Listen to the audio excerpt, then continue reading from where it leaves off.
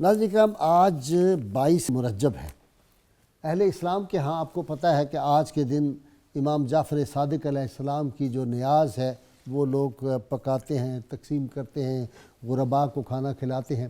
امام جعفر صادق علیہ السلام جو تھے، آپ کی جو ہستی پاک ہے اس کی عظمتوں کو فقہ کے چاروں امام جو تھے انہوں نے تسلیم کیا ہے۔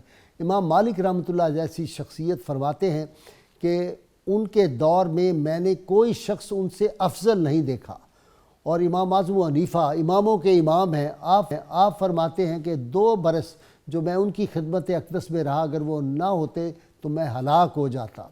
سیدنا امام جعفر صادق علیہ السلام کا وہ مقام ہے کہ امام نووی رحمۃ اللہ علیہ جو ہیں وہ فرماتے ہیں کہ آپ کی امامت، آپ کی جلالت، آپ کی سیادت پر کل امت مسلمہ کا، تمام امت کا اس پہ اتفاق ہے، کسی کو اس پہ اختلاف نہیں۔ یہ نوری وجود وہ تھا جن کی عظمتیں، رفتیں، جن کا زہد، تقوی، جن کا جو تھا وہ سخاوت، جن کی امانت، اس کو بیان کرنے کے لیے میں نے ایک مرتبہ پہلے بھی کہا تھا کہ جبریل کی زبان ہو تو پھر تو بیان ہو سکتا ہے۔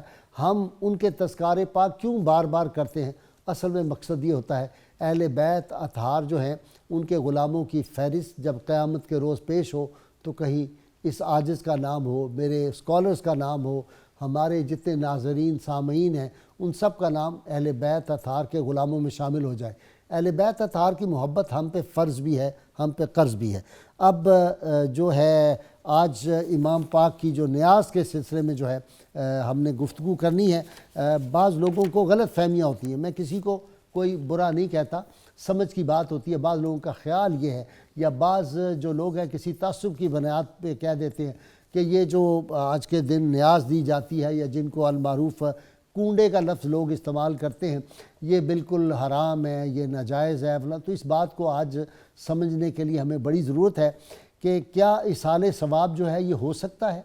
کیا بزرگان دین، بڑی ہستیوں کے بارے میں اگر ہم کچھ پڑھ کے قرآن حکیم یا کوئی نیاز تقسیم کرے اس کا ثواب ان کو پہنچتا ہے؟ تو سب سے پہلے تو رحمت کونین صلی اللہ علیہ وسلم کی وہ حدیث پاک آپ کو یاد ہو جانی چاہیے کہ آپ کا عمل مبارک کیا تھا کہ آپ 2 چتکبرے جو مینڈے تھے ان کی قربانی دیتے تھے، ایک اپنی ذات پاک کی طرف سے اور ایک ساری امت کی طرف سے آپ دیتے تھے۔ تو اگر امت کو فائدہ نہیں پہنچتا تو کیوں کرتے تھے؟ پھر ہم نماز میں روز پڑھتے ہیں ربنا اغفر لی ولوالدی وللمؤمنین یوم یقوم الحساب۔ تو اگر اس کا ثواب ہی کسی کو نہیں پہنچتا، ہماری دعا کا فائدہ ہی نہیں پہنچتا، تو اس کا پڑھنے کا ہمیں کیا فائدہ ہے؟ اسی طرح ہم دیکھتے ہیں کہ رحمت کونین صلی اللہ علیہ وسلم کی خدمت اقدس میں ایک آدمی جو ہے وہ حاضر ہوتا ہے، اور سید عائشہ صدیقہ ام المومنین طیبہ طاہرہ اس کی راویہ ہیں، فرماتی ہیں کہ اس آدمی نے آ کے آپ صلی اللہ علیہ وسلم کی بارگاہ میں عرض کیا کہ میری والدہ اچانک فوت ہو گئی ہیں، میرا خیال ہے اگر وہ بوقت نزع گفتگو کر سکتی تو وہ یقیناً صدقہ کا حکم دیتی۔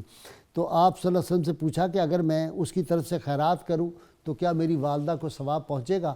تو آپ صلی اللہ علیہ وسلم نے فرمایا ہاں، تمہاری والدہ کو اس چیز کا ثواب پہنچے گا۔ اسی طرح ایک آدمی نے کہا کہ میرے والد جو تھے وہ حج کرنا چاہتے تھے اور وہ نہیں کر سکے، اگر میں ان کی طرف سے حج کروں تو کیا حج کا ثواب ان کو پہنچے گا؟ آپ صلی اللہ علیہ وسلم نے اس کی اجازت فرمائی۔ اس طرح کے اتنے واقعات ہیں۔ ایک اور واقعہ ہے کہ ایک صاحب نے کہا کہ میں اپنی والدہ کے لیے کوئی صدقہ کروں تو اس کا ثواب پہنچے گا میری والدہ کو؟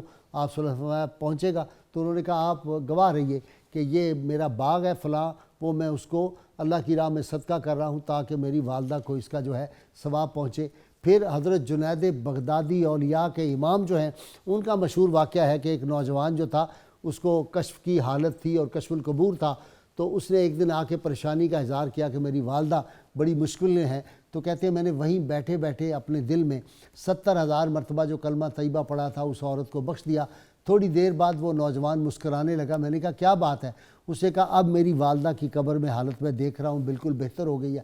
تو حضرت جنید بغدادی رحمۃ اللہ علیہ نے فرمایا کہ مجھے 2 باتوں کا پتہ چل گیا اس کے بات کرنے سے۔ ایک تو واقعی اس کو کشف القبور ہے، اور دوسرا اس کو کیسے پتہ چلا کہ میں نے 70,000 مرتبہ پڑھ کے ان کی والدہ کو بخشا ہے۔